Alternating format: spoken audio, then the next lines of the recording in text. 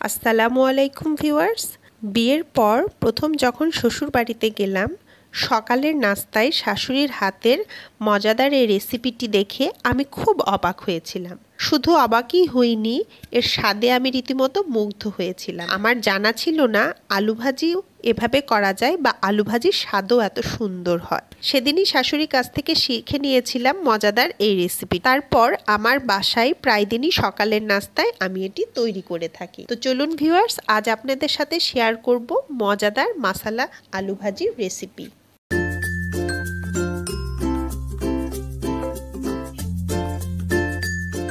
এই রেসিপির জন্য আমি এখানে 2 কাপ মতো ছোট আলু নিয়েছি এবং আলুগুলোকে কিউব আকৃতির করে কেটে খুব ভালোভাবে ধুয়ে নিয়েছি।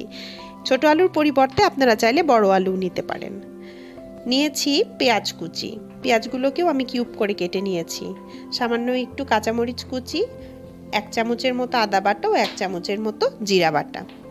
প্রথমে ফ্রাই প্যানে আমি এখানে 1/2 কাপ পরিমাণ তেল দিয়ে নিব। তেল দিয়ে তার ভিতর এখানে দিয়ে দিচ্ছি 4টা এলাচ ও 2টো দারচিনি, আর দিয়ে দিচ্ছি 2টো শুকনো মরিচ। এই শুকনো মরিচ এবং এলাচ দারচিনি কিন্তু ভাজিতে একটা খুব সুন্দর ফ্লেভার তৈরি করবে। তারপর দিয়ে দিচ্ছি আদা বাটা ও জিরা বাটা। আদা বাটা এবং জিরা বাটা দিয়ে সামান্য একটু নাড়াচাড়া করে আদা এবং জিরাটাকে একটু ভাজা ভাজা করে নিতে হবে। তারপর দিয়ে দিচ্ছি সামান্য একটু হলুদের গুঁড়া। হলুদের গুঁড়া দিয়ে আবার একটু নাড়াচাড়া করে নিচ্ছি। তারপর দিয়ে দিচ্ছি পরিমাণ মতো লবণ। মশলাটাকে আমি একটু ভালোভাবে ভাজা ভাজা করে তারপর দিয়ে দিব এর ভেতরে পানি দিয়ে মশলাটাকে আমি সুন্দরভাবে কষিয়ে নেব। মশলাটা কষানো যখন হচ্ছে, এই পর্যায়ে এসে দিয়ে দিচ্ছি কেটে রাখা কাঁচামরিচগুলো। কাঁচামরিচ দিয়ে আবারও একটু নাড়াচাড়া করে নিচ্ছি। তারপর দিয়ে দিচ্ছি কিউব করে কেটে রাখা পেঁয়াজগুলো মশলাতে দিয়ে ভালোভাবে নাড়াচাড়া করব ততক্ষণ পর্যন্ত যতক্ষণ না পেঁয়াজগুলো একটু নরম হয়ে আসে। পেঁয়াজগুলো যখন নরম হয়ে আসবে তখন আমি ঢেলে দিচ্ছি কেটে রাখা আলুগুলো।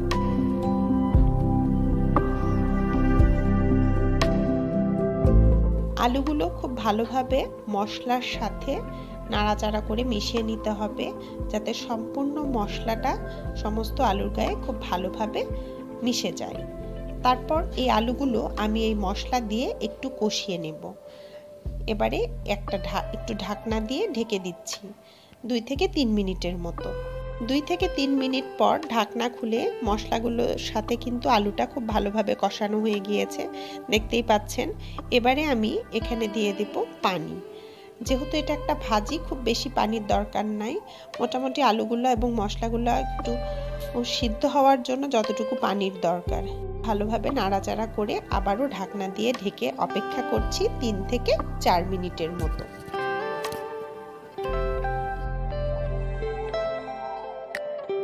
3-4 মিনিট পর মোটামুটি পানিগুলো শুকিয়ে এসেছে এবং আলুটাও কিন্তু আমার পরিপূর্ণ সিদ্ধ হয়ে গিয়েছে। পর্যায়ে এসে চুলার আঁচটা আমি একদম লো করে আরো 2 থেকে 3 মিনিট নাড়াচাড়া করে নামিয়ে নেব। এবার পরিবেশনে চলে যাচ্ছি। দেখতেই পাচ্ছেন প্রতিটা আলুর গায়ে কিন্তু খুব সুন্দরভাবে মশলাগুলো লেগে আছে। মজাদার এই মাসালা আলু ভাজি সকালবেলার নাস্তায় রুটির সাথে কিংবা পরোটার সাথে খুব বেশি মজা লাগে। ছোট বড় সকলেরই পছন্দ মজাদার মাসালা আলু ভাজি। আর এই আলু ভাজিটি ছোট আলু দিয়ে কিন্তু বেশি ভালো হয়। বড় আলু দিয়ে করা গেলেও ছোট আলু দিয়ে করাটাই বেশি ভালো হয়। মাসালা এই আলু ভাজি গতানুগতিক যে আলু ভাজি আর রুটি দিয়ে আমরা প্রতিদিন সকালে নাস্তা করি তার থেকে বেশ অন্যরকম এবং স্বাদেও অনেক দ্বিগুণ হয়। তাই অবশ্যই আপনারা ট্রাই করবেন। কেমন লেগেছে আমাদের আজকের রেসিপি আমাদেরকে জানাবেন। সবাই অনেক ভালো থাকবেন, আমাদের জন্য অনেক অনেক দোয়া করবেন। আল্লাহ হাফেজ।